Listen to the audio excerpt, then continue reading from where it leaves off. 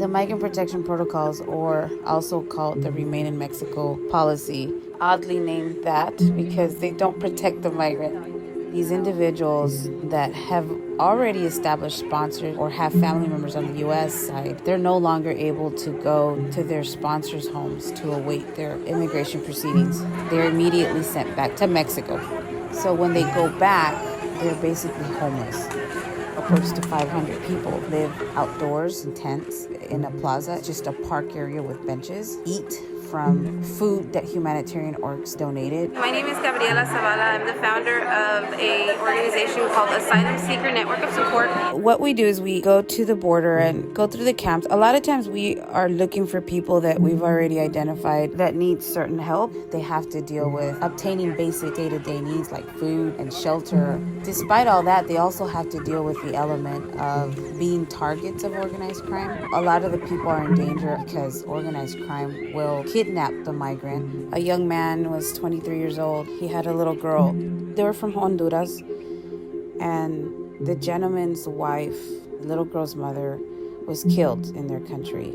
Upon doing the interview, he disclosed that he had been kidnapped and ransomed in Reynosa, which was an hour away from where they were at in Matamoros. During that kidnapping, they called his sister on the U.S. side to pay $3,000. The sister was trying to come up with money to pay. She had only paid $600, but he noticed the opportunity to escape. And after he escaped, he crossed over to the U.S. to ask for asylum. But upon the processing, they returned him to Matamoros under MPP. He was petrified at being in Matamoros. He was out in the open. He was just staying at the plaza. He didn't have shelter, didn't have family. He didn't have any form of protection for he and his daughter. He was living in constant fear that that same group of people that had kidnapped him were looking for him and find him. The possibility was great for that because Reynosa is not too far away. It's about an hour.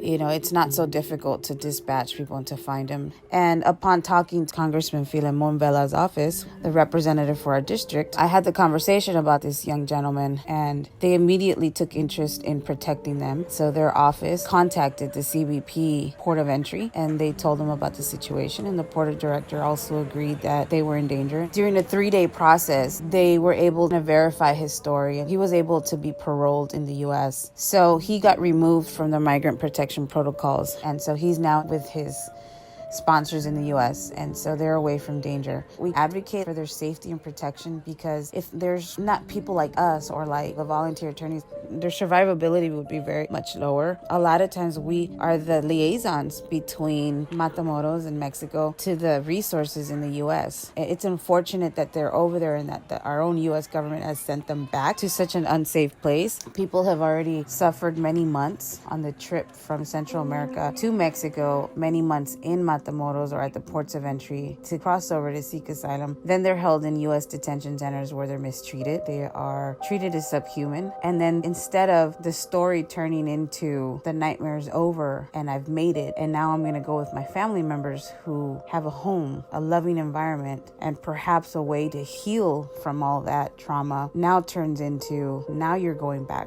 to the country where you're in extreme danger. There is no safety. There is no family. There is no home. There is no healing. Here, go back and you're going to incur more trauma.